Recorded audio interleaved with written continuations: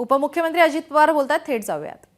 Involve करणार आणि ती समिती त्याच्याबद्दलचा अहवाल राज्य सरकारला देईल आणि मग राज्य सरकार त्याच्या संदर्भामध्ये राज्य सरकारला जे झेपेल, राज्य सरकारला जे करणं शक्य असेल ते करण्याच्या करता राज्य सरकार कॅबिनेटमध्ये जाऊन निर्णय घेईल. अशा प्रकारची काल चर्चा झालेली आहे.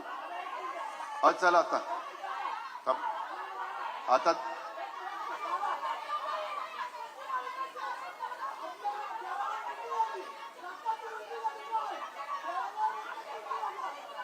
अहो त्याच्याच बद्दल मीटिंग झाली. अरे त्याला सांगितलं ना की त्या विषयाच्या एक मिनिट अशी मागणी करून चर्चा होत नसते. त्याबद्दल कमिटी केलेली आहे, कमिटी करून ती निर्णय. त्यांना बाजूला घेऊन जा. आता मी सांगितलंय समजून.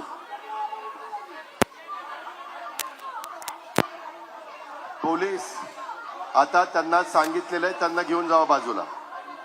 तुम्ही आता मी व्यवस्थित ताई मी इतकं व्यवस्थित सांगितलेलं आहे, हे बरोबर नाही तुमचं. चर्चा करायला तयार आहेत, स्वतः पालकमंत्री गेलेत. असं कसं तुम्ही म्हणताय? आम्हालाही वाटतं आम्ही शेतकऱ्यांचेच प्रतिनिधी आहेत. चला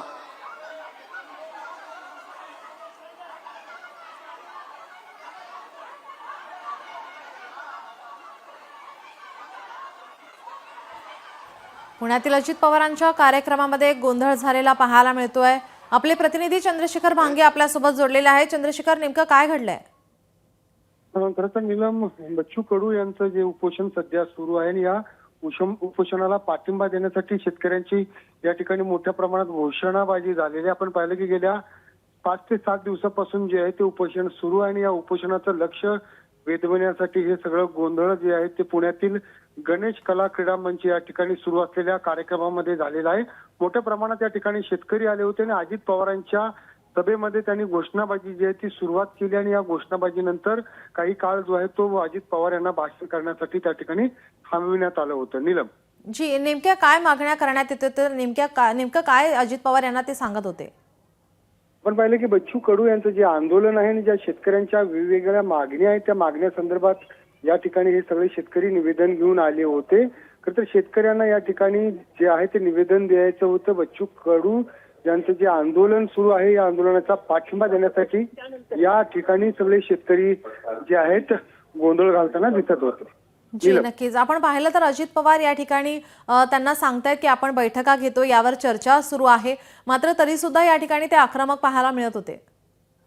ज्या पद्धतीनं बच्चू कडू यांची प्रकृती ढासळत आहे त्याचा रोष म्हणून हे सगळे शेतकरी जे आहेत आक्रमक झाले होते आणि शेतकऱ्यांच्या या सगळ्या मागण्यासाठी जे आहेत बच्चू कडू उपोषणाला बसलेले आहेत. त्यामुळं हे शेतकरी आक्रमक आहेत आणि अजित पवार यांच्या भाषणाच्या वेळेस नक्कीच. चंद्रशेखर, मी आपल्याला थोडं थांबवते. अजित पवार काय बोलतात आपण ऐकूयात.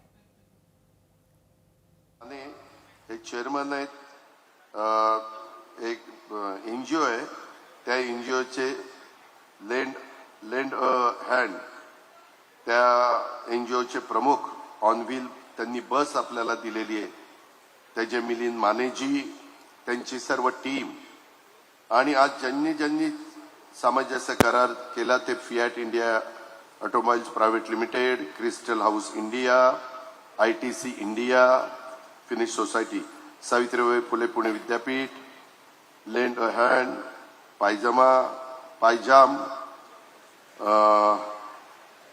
PJ जाम, त्याच्यामध्ये learning for equity, open links foundation, think sharp foundation, Aditya Birla education foundation, Bharat forge.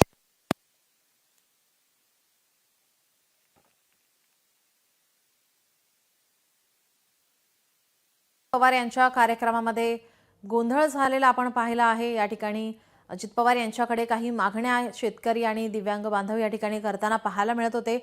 Bachchu Kadu हे अन्नत्याग आंदोलन करत आहेत आणि त्याचाच कुठेतरी या संदर्भात आता रोष व्यक्त करण्यात येत होता. यावर अजित पवार यांनी आपण बैठका घेत आहोत, चर्चा करत आहोत असं सांगत असताना सुद्धा यांची आक्रमकता या ठिकाणी शेतकऱ्यांची आणि दिव्यांग बांधवांची पाहायला मिळत होती. अजित पवार यांच्या कार्यक्रमामध्ये त्यांनी या ठिकाणी गोंधळ घातला। अजित पवार यांच्याकडून आश्वासन देण्यात येत होतं, आपण बैठका घेतोय, चर्चा सुरू आहे, मात्र तरी सुद्धा या ठिकाणी हे शेतकरी बांधव या ठिकाणी गोंधळ घालताना पाहायला मिळत होते।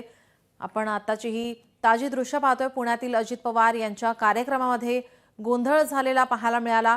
शेतकरी आणि दिव्यांग बांधवांकडून या ठिकाणी विविध मागण्यांसाठी या ठिकाणी हा गोंधळ घालण्यात आलेला आहे। बच्चू कडू यांच्याकडून अन्नत्याग आंदोलन केलं जात आहे आणि 1 आठवडा आता पूर्ण होतोय आणि अशा वेळेस त्यांची प्रकृती आता खालावत चालली आहे। याचाच रोष या ठिकाणी शेतकरी आणि दिव्यांग बांधव यांच्याकडून व्यक्त केला गेला आहे।